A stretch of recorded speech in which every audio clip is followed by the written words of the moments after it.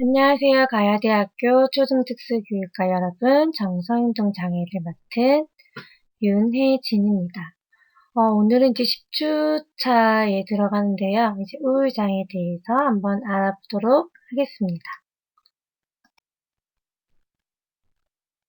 이제 우울장애에 대해서 저희가 이번 시간에 알아볼 건데요.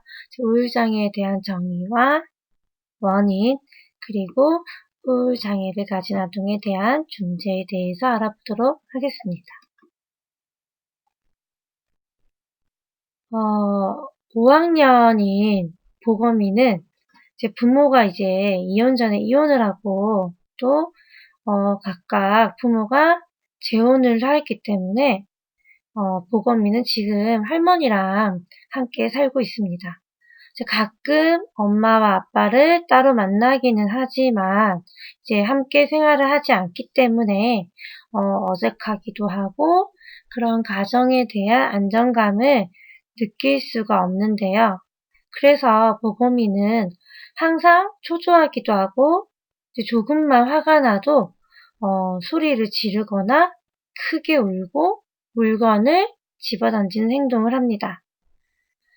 그래서 우리 보검이는 이제 학교에서 학업에 당연히 집중하기가 어렵고 또 늘 피곤을 느끼고 생활을 합니다. 보검이는 부모님이 이혼을 한 이유가 이제 자신이 공부를 하지 못하고 생활 패턴이 엉망이라는 죄책감에 시달리고 있기 때문에 이제 자기가 태어나지 않았으면 참 좋았을 거라고 이제 말을 하기도 합니다. 굉장히 활발했던 보검이는 이제 즐겨하던 운동도 그만두고 친구들과도 더 이상 어울리지 않고 혼자서 생활을 하는 시간이 늘어나고 있고요. 또 밤마다 계속해서 과자나 다른 음식을 먹음으로써 체중이 급격하게 늘어나고 또 밤에 잠이 들었을 때 계속해서 악몽에 시달리기도 합니다. 제가 지금 말씀드렸던 이러한 사례는 이제 우울장애와 관련되어져 있는 사례예요. 지금 이 보검이가 느끼는 이런 우울장애는 이게 내면화 장애로 이제 우리가 분류해서 볼 수 있는데 사실 이런 내면화 장애는 우리 특수교육에서는 많은 부분이 배제되어 있는 부분이 많았어요. 아무래도 외현적인 장애에 포커스가 맞춰져 있었기 때문에 이러한 내면적인 장애가 많이 배제가 되었었는데요. 이거를 가지고 우리는 이제 심리 역동적인 모델의 이제 베이스를 보고 이제 아동기에 이러한 심리적인 자기 표상이 발달하지 않아서 우울장애가 생겼다라고 이제 간주해 오는 부분이 있었어요. 이 말을 다시 바꿔서 얘기를 하면 어때요? 우울장애는 초자아가 자아를 처벌할 때 이제 발생을 하게 되는 건데 이제 아동기에 초자아가 이제 발달하지 않았다라고 보는 거죠. 그렇다면 어때요? 우울장애가 나타날 수 있을까요? 나타날 수가 없다라고 계속해서 가정을 하는 거예요.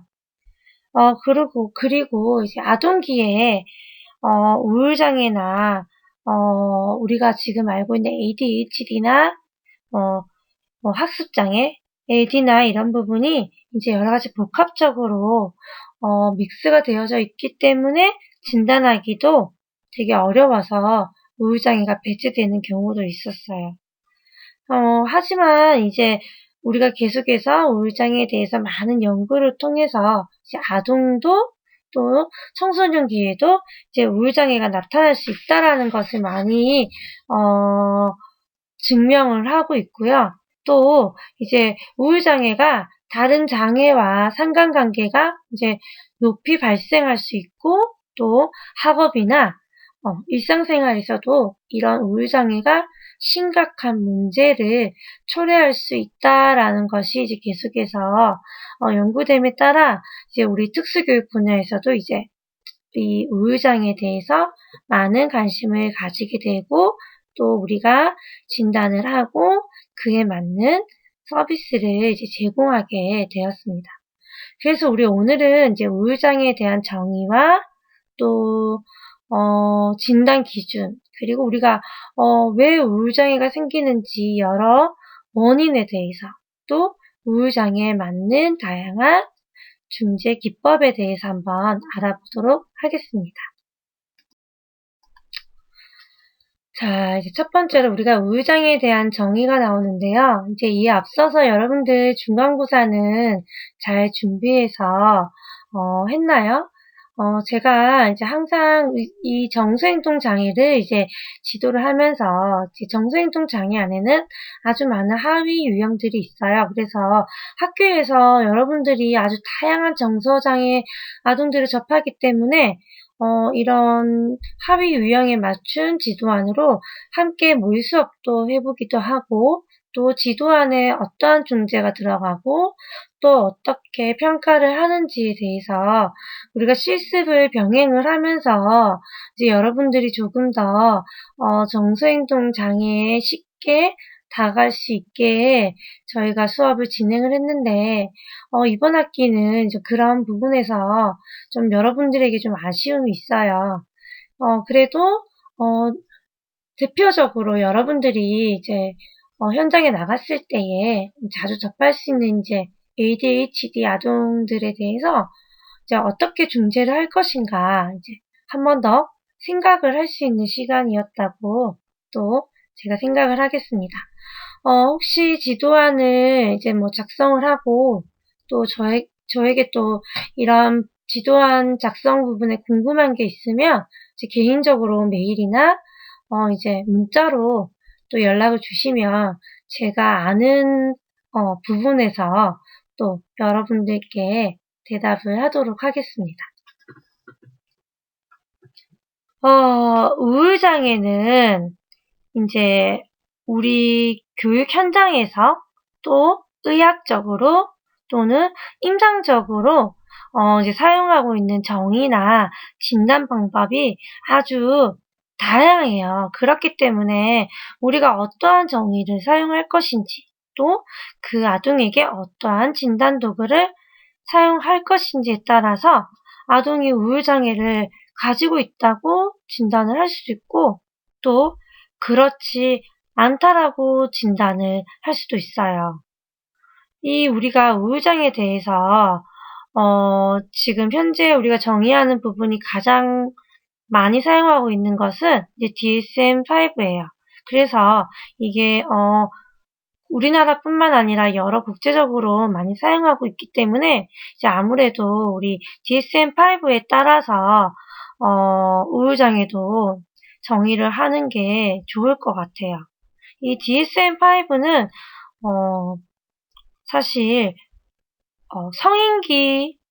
이제 성인기 우울장애 진단 기준이 잘 되어 있는데 아동기나 학령기 아동에 대한 우울 진단 기준이 조금은 부족한 부분도 있어요. 그게 앞서 제가 말씀을 드렸지만 아무래도 아동기나 아직 학령기 아동들은 자신의 감정이나 인지적인 그런 능력을 표현하는 게 아직은 미성숙하고 굉장히 이제 뭐 제한적일 수 있기 때문에 이제 같은 감정이라도 아주 다양하게 표출될 수 있단 말이에요. 그렇기 때문에 아직까지 아동기나 학령기에 있는 아동들이 이제 우울장애다. 우울장애가 이렇게 뭐 발달하고 있다. 이런 게 조금은 성인기와는 다를 수가 있다는 거예요. 그렇기 때문에 조금 더 우리가 조심스럽게 접근을 해야 되는 것도 있지만 사실 이렇게 정의가 부족하고 정의가 좀 힘들다라는 이유만으로 이제 아동기나 청소년기에 발생하는 우울장애를 정확하게 진단을 하지 않고 그냥 넘어간다고 하면 그렇다면 이 우울장애가 굉장히 위험하고 또 다른 장애를 발생시킬 수 있다는 것만 여러분들이 좀 기억을 했으면 좋겠어요. 여기서 말하는 이제 우울이라는 것은 이제 심리적으로 우울한 기분이나 이제 자기가 뭐 가치롭지 않다라고 느끼는 것, 그리고 뭐 타인이나 자신에게 죄책감, 그리고 여러 가지 학업이나 놀이나 사람 관계에서 흥미를 상실하고 또 학업에서도 집중이나 기억력이 감소하는, 또 그로 인해서 어떤 게 동반이 될까요? 식욕 부진이나 또는 과한 식욕으로나 체중 변화, 뭐 불면증이라든지 과수면, 그로 인해서 발생하는 피로 등을 수반하는 이제 이런 정신병리 중에 하나라고 볼 수도 있어요. 우리가 왜 이제 계절이 바뀌거나 일교차가 심하면 감기가 오듯이 정신적으로도 불행한 기분을 느끼고 컨트롤이 안 되는 것을 우리가 감기라고 표현을 하기도 해요. 정신적인 감기라고. 그렇게 우리가 우울에 대해서 이제 뭐 표현을 하기도 하는데, 이제 이렇게 우울장애에 포함되는 이제 공통적인 특징이 지금 앞서 설명했던 이런 뭐 슬픔이나 공허함 또는 초조함이 이제 어때요? 개인적으로 우리가 잘 기능할 수 있는 여러 가지 능력에 이제 문제를 끼치는 거예요. 이제 신체적으로나 인지적으로 계속해서 좀 좋지 않은 변화를 가지고 오기 때문에 이제 이렇게 우울장애를 우리가 한 번 더 정의를 해봐야 되는 필요성을 가지게 된 겁니다. 이 표를 보면 이제 우울증 관련 행동을 4가지 영역으로 나눠서 설명을 하고 있어요. 4가지 영역 뭔가요? 분노나 불안, 무감동, 비꼬, 이기소침, 또 감정의 부인, 낙심, 죄책감, 무력감, 절망감, 이런 자존감 저하, 슬픔이나 무가치감이 이제 정서적으로 나타나는 우울증 관련 행동이고요. 이제 신체적인 변화에서도 뭐 아프다든지 여러 가지 통증을 느끼는 거죠. 피로하거나 과식이나 또 반대로 뭐 식사를 전혀 하지 못한다든지 수면에 장애가 생기고 그로 인해서 체중 변화, 몸의 신체적인 변화가 나타나겠죠. 그리고 인지적인 부분에서는 이제 혼란스럽기 때문에 여러 가지 감정을 믹스해서 이렇게 느낄 수가 있고요. 또 집중력이 떨어지고 여러 가지 부분에서 흥미나 동기를 상실하고 자기에 대해서 비난하거나 가치에 대해서도 이제 부정하는, 그러다 보면 자기 파괴적인 사고를 하게 되기도 합니다. 제가 이 우울증이 나타나는 행동을 보게 되면 외연적인 행동과 내연적인 행동이 다 나타날 수 있어요. 이제 계속해서 제가 뭐 자기 비난이나 파괴적인 사고를 하다 보면 공격성이라든지 흥분된 이런 활동 수준을 보일 수도 있고, 또 어때요? 사회적인 고립이나 이제 외롭기 때문에 또 약물 중독이나 또 여러 가지 부분에서 지체적인 행동을 보이기도 합니다. 여러분들이 이렇게 보면 아주 위험하죠? 우울증이 주는. 그렇죠. 그럼 사람은 우울증이 왜 나타나게 되는 걸까요? 맞아요. 갑자기 환경이 변화를 했던가, 자신이 안정적으로 느껴야 되는 부분에서 불안감을 느끼든지, 여러 가지 갑자기 부모가 사망을 했다든지, 사랑하는 사람이, 가족이 사망을 했다든지, 이제 이런 여러 가지, 또는, 여기 여학생들도 많을 텐데, 임신과 출산을 통해서, 급격하게 변화되는 자신의 신체적인 변화와 또 환경, 이런 부분에서도 우울증을 가질 수가 있습니다. 저도 우울증을 가져본 적이 있냐고요? 길진 않지만 누구나 느낄 만큼의 우울증은 저도 한번 가져본 적이 있는 것 같아요. 이제 언제일까요? 임신과 출산이겠죠? 제가 임신을 하면서 살이 굉장히 많이 이제 체중이 불었었거든요.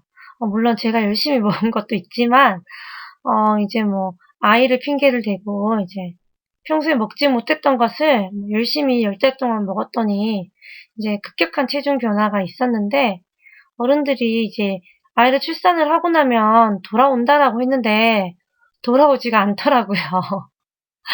이제 거기서 이제 오는 우울증이 상당했었어요. 왜냐면 이제 아이도 케어를 해야 되는데, 이제 거울 속에 비친 나의 모습이 너무 변화가 있으니까, 또 거기에서 오는 그런 우울이 있더라고요.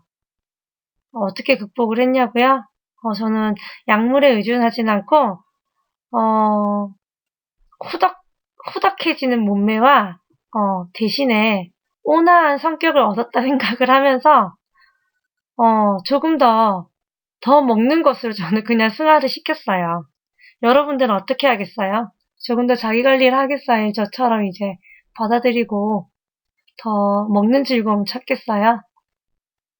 사람마다 좀 틀리겠죠? 그런 부분은? 자, 우리가 이제 우울장애를 분류를 하고 그에 맞는 진단 기준을 살펴볼 건데요. 이제 우울장애는 이제 파괴적 기분 조절 장애와 주요 우울장애, 지속성 우울장애와 월경적 불쾌장애로 나누어서 볼 수가 있습니다.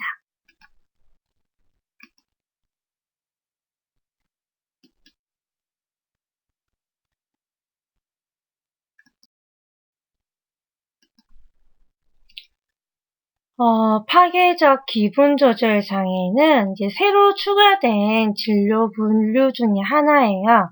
이런 이제 파괴적 기분 조절 장애는 이제 12세 아동들이 이제 12세 이전의 아동들이 어때요? 지속적으로 뭐 초조해하거나 또는 뭐 극단적으로 행동을 이제 조절하지 못하는 것이 자주 나타나는 것인데요. 이제 이렇게 우리가 파괴적 기분 조절 장애라는 이제 이 진단 분류가 이제 새롭게 추가됨으로써 이제 우리가 아동이나 청소년, 학령기 이전의 아동들을 이제 우리가 과하게 이제 양극성 장애로 진단하는 것을 예방할 수 있게 되었어요. 그래서 이렇게 우리가 파괴적 기분 조절 장애 등 이제 나타나는 이런 증상 유형들이 이제 왜 그 양극성 장애를 이제 나타내기보다는 아무래도 이 단극적인 우울 장애나 이제 불안 장애를 정확하게 조금 표현할 수 있게끔 되어서 아동들과 성인기의 이런 양극성 장애를 조금 분리해서 우리가 볼 수 있는 기준이 된 겁니다. 그래서 우리가 이 파괴적 기분 조절 부전 장애에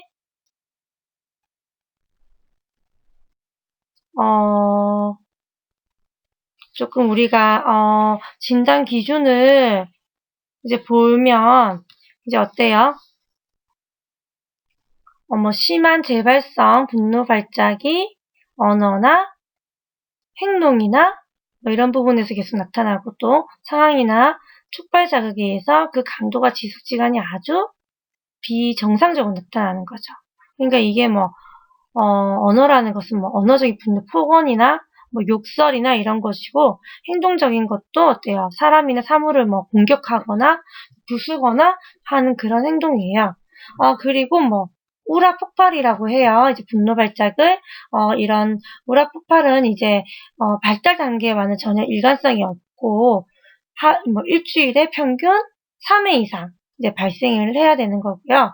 또 이 분노 발작이 나타나지 않는 기간에도 이제 기분이 어때요? 매일매일 거의 하루 종일 지속적으로 계속 짜증을 내거나 화가 나 있고 또 그런 아동의 행동이나 기분이 부모라든지 교사라든지 또래에 대해서 이제 관찰이 될 수 있다는 거예요. 그리고 지금 앞서 말했던 이러한 사항들이 적어도 11개월 이상 지속이 되고 또 어때요? 이런 부분에 증상이 없이 이런 증상이 없는 시간이 어때요? 3개월 이상이 되지 않는다는 거겠죠. 그런데 우리 11개월 안에 일반적인 부분에서도 이렇게 짜증을 많이 낼 수 있지 않나요? 상황이 있다 보면 낼 수가 있어요. 근데 지금 정확하게 봐야 되는 거는 적어도 아이들이 심한 이런 분노 발작이 일주일에 3회 이상이고 발작이 없어도 하루의 대부분이 이러한 지속적으로 예민하거나 화가 나는 거를 계속해서 관찰할 수 있다는 거예요. 우리가 평균적으로 그렇게 화를 매일 내면서 살 수는 없겠죠? 그래서 이제 이런 부분을 여러분들의 진단 기준을 좀 잘 체크리스트를 어떻게 할 건지 한번 봐야 되는 거고요. 또 지금 위에 있는 상황이 적어도 상황이 또 2군데 이상이 되어야 돼요. 집에서만 우리 애가 그래요. 그렇다면 조금 진단하기가 어려워요. 가정, 학교나 또래 또는 사회적인 여러 가지 시설을 이용하는 상황에서 적어도 2가지 이상 상황에서 나타나야지만 된다라고 하는 거죠. 그리고 만 6세 이전이나 또는 18세 이후에 첫 진단을 받아서는 안 되는 겁니다. 18세 이후에 진단을 받게 되면 어떻게 될까요? 파괴적 기분조절 부전장애로 받을 수 있나요? 안 되겠죠? 양극성 장애로 가버리겠죠? 이제 그렇게 차이가 생길 수 있어요. 이렇게 우리가 보는 이제 또, 기준이 또 어때요? 만 10세 이전에 나타나야 된다는 거예요.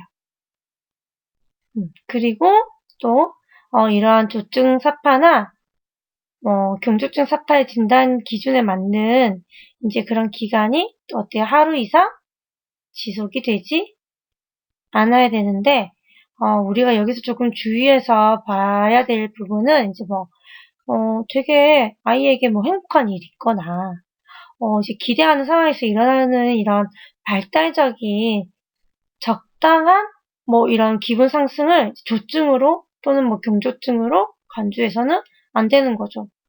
아이가 되게 갖고 싶은 장난감을 받았어요. 아이가, 우와, 너무 좋아, 신난다. 근데 이거를 조증으로 본다? 안 되겠죠? 이제 그렇게, 일반적으로 이 아이에게, 이제 조증사파나 경조증사파를, 그런 아이에게 긍정적인 일이나 기대하는 상황에서는, 간주를 하면 안 된다는 것도 여러분들이 이제 알고 있어야 됩니다.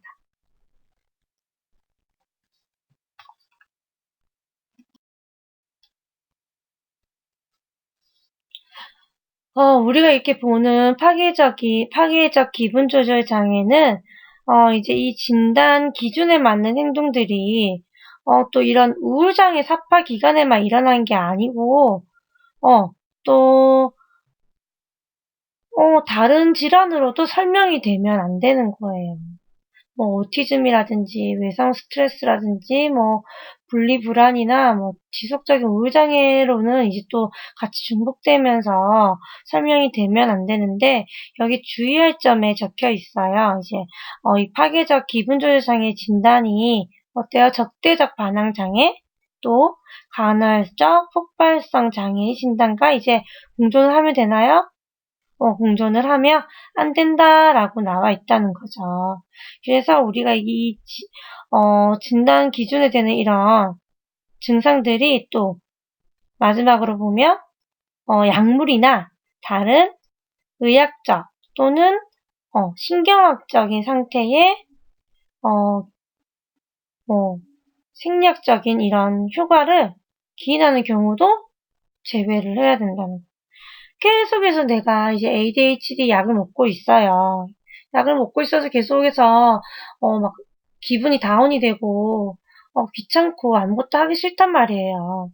근데 이 아이에게 이런 부분이 있어가지고, 이런 우울장애를 진단할 수 있을까요? 할 수 없다는 겁니다. 이런 부분은 여러분들이 조금 진단 기준에 있어서 명확하게 다른 우울장애와 비교를 할 수 있다라는 것을 알고 있어야 돼요. 두 번째로는 주요 우울장애에 대한 진단 기준입니다. 이런 주요 우울장애는 이제 우울장애 중에서 가장 고전적인 유형인데요.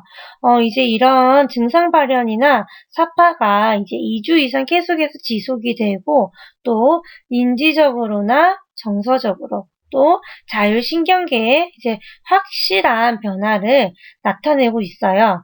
그리고 또 우리가 사파 간의 완화 상태가 유지가 되는 게 바로 주요 우울장애인데, 어때요? 대부분의 경우에 재발하는 이제 장애긴 해요. 그런데 이제 이런 한 번의 사파에도 우리가 근거해서 이제 진단을 할 수가 있어요. 근데 우리가 지금 보고 있는 이런 주요 우울장애는 무엇이랑 구분을 해야 될까요?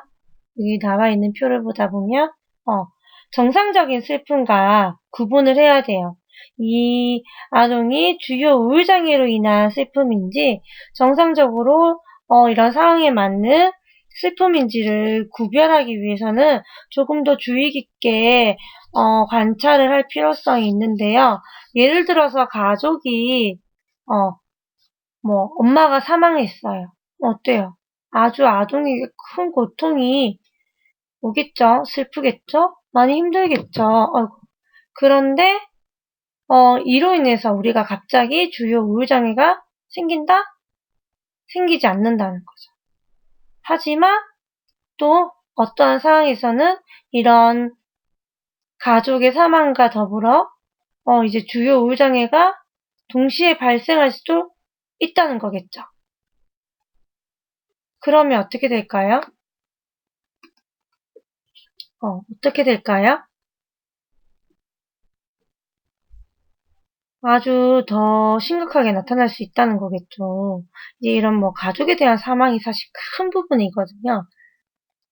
그래서 이렇게 따로따로 단지 이제 가족의 사망에 대한 슬픔으로만 나타날 수 있지만, 이런 우울장애에 원래부터 취약했던 사람들은 이제 이런 부분이 있어가지고 더욱더 위험하게 나타날 수 있는데, 이것을 구분하는 방법이 궁금하겠죠. 우리가 단순적으로 나타나는 이런 슬픔은 가볍게 우리가 항우울제를 처방을 받거나 했을 때 빠르게 회복이 될 수 있는데, 이제 이렇게 우리가 주요 우울장애가 함께 병행해서 나타나는 경우에는 이제 그렇게 회복이 되지 않고, 이제 그 아동의 사회적으로나 직업적으로나 또는 여러 가지 아동이 필요한 중요한 여러 가지 기능 영역에서 심각한 이제 고통이나 어때요? 다른 장애를 가지고 올 수 있다는 거예요. 그러면 이런 증상들을 약물로 된다? 안 되기 때문에 우리가 조금 더 구분을 할 수가 있어요. 우리가 여기서 보면 이제 이 진단 기준 A에 나와 있는 진단 기준은 이제 아동 또는 청소년 또 성인기에 다 공통적으로 나타날 수 있어요.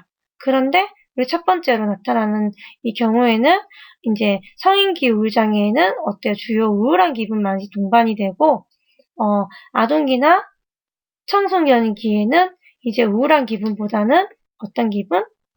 초조함, 이제 불안해하는 그런 초조한 기분이 많이 동반을 한다는 거예요. 여러분들 기억해야 되는 부분이 이런 부분이겠죠? 그리고 또 우리가 주요 우울장애로 진단되기 위한 조건이 이제 있겠죠? 조건이 있겠죠? 그게 이제 1번부터 우리가 이제 9번까지의 지금 나와 있는 특징이 있는데, 이 중에서 몇 가지 이상 특징이 나타나야 될까요? 한 가지? 두 가지? 적어도 9가지 중에서 5가지 이상의 특성이 이제 나타나야 된다는 거예요. 이것도 그럼 얼마나 나타나야 될까요? 똑같아요. 12개월을 지켜봤을 때에 이제 주에 몇 번, 월에 몇 번 이게 있어요. 이제 그런 부분에서 적어도 5가지 이상이 나타나야 되고 2주 이상이 지속이 되어야 된다는 거. 그리고 또 가장 우리가 조금 중점적으로 조심해서 주요하게 봐야 되는 것은 이러한 증상들만 나타난다? 아니죠. 이제 지금 이게 1번부터 9번까지 나와 있는 이러한 증상들로 인해서 우리가 지금 사용하고 있는 학업적이라든지 인지적이라든지 여러 사회 교류적인 여러 가지 기능에 큰 손상을 가지고 와야지만 주요 장애로 볼 수가 있다는 겁니다.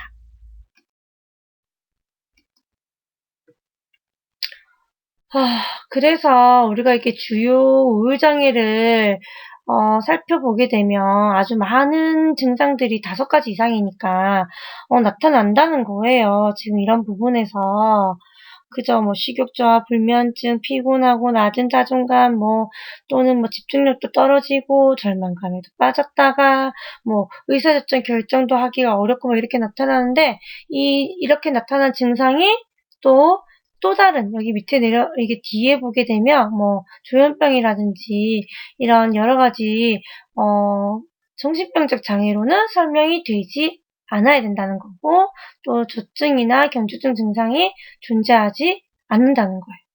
우리 앞에 파괴적은 어때요? 존재했었죠. 근데 그걸 조증으로 봤다? 보지 않았다는 거죠. 그거는 앞에 우리가 충분히 기뻐할 수 있는 상황에서 했다는 거겠죠. 근데 여기 주요 우울장애에서는 이제 이러한 조증이 아예 존재한 적이 없어야 된다는 겁니다. 이제는 우리가 이렇게 만성적인 주요 우울장애랑 이제 이런 기분 부전장애를 통합한 게 바로 지속적 우울장애예요. 이런 지속적 우울장애는 이제 적어도 2년, 아동기나 청소년 기준에 적어도 12개월 동안에 이제 우울한 기분이 하루에 대부분 이제 지속이 되는 거를 바로 우리가 지속적 우울장애라고 이제 말을 하고 있어요.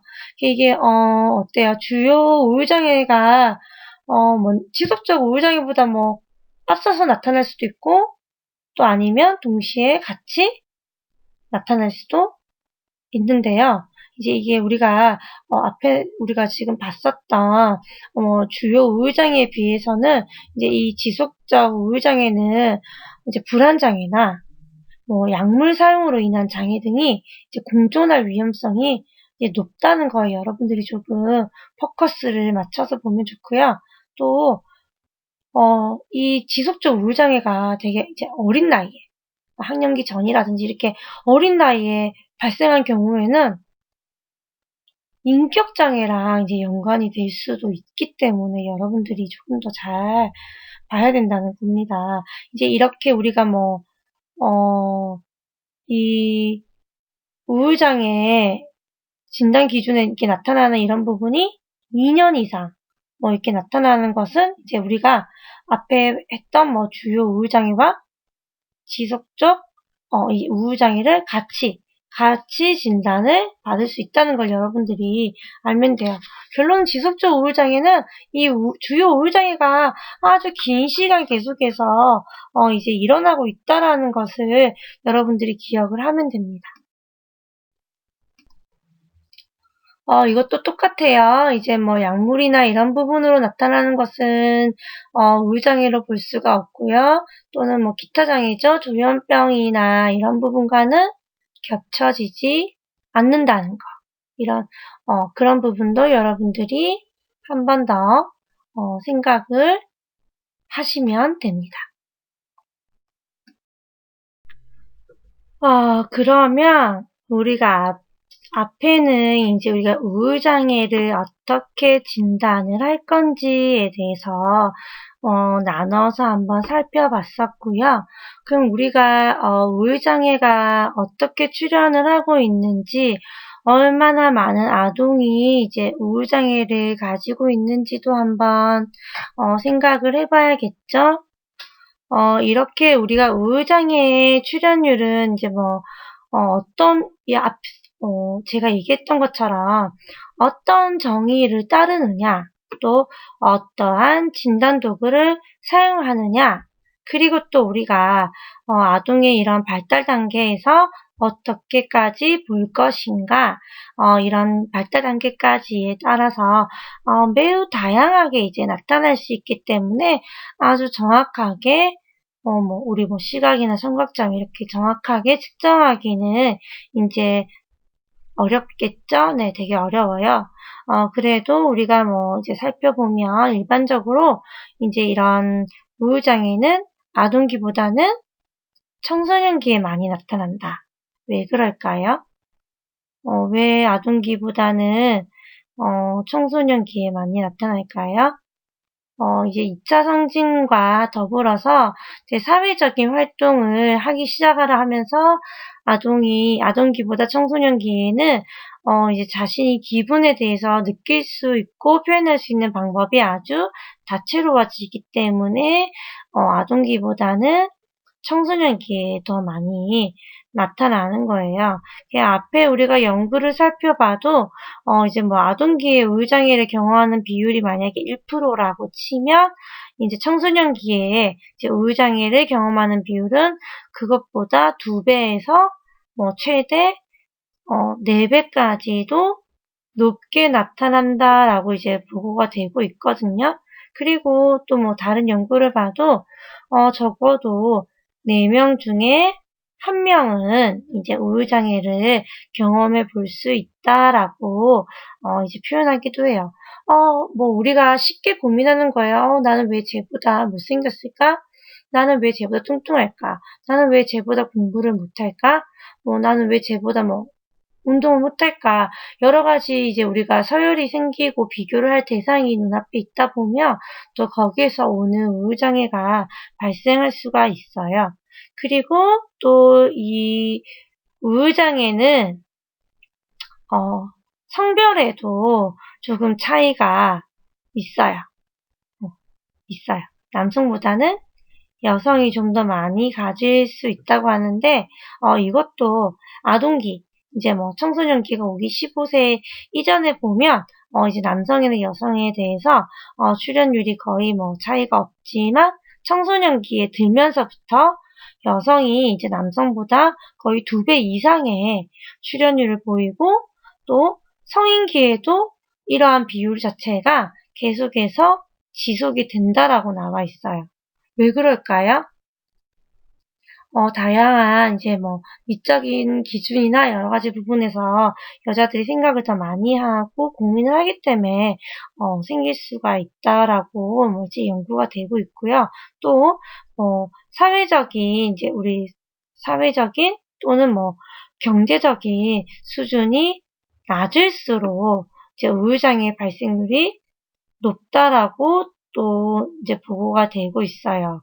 이거를 다르게 얘기를 하게 되면 아무래도 경제적인 수준이 낮게 되면 가정의 수입이 되게 작고 또 부모도 학력이 낮게 되면 또 여기서 오는 만성적인 스트레스나 이걸 꼭 비하하는 건 아니지만 스트레스나 또 가정 불화가 있을 가능성이 크다라고 이제 연구가 되어져 있으니까 아동이 그만큼 제공받는 서비스의 양과 횟수와 질이 조금은 낮겠죠.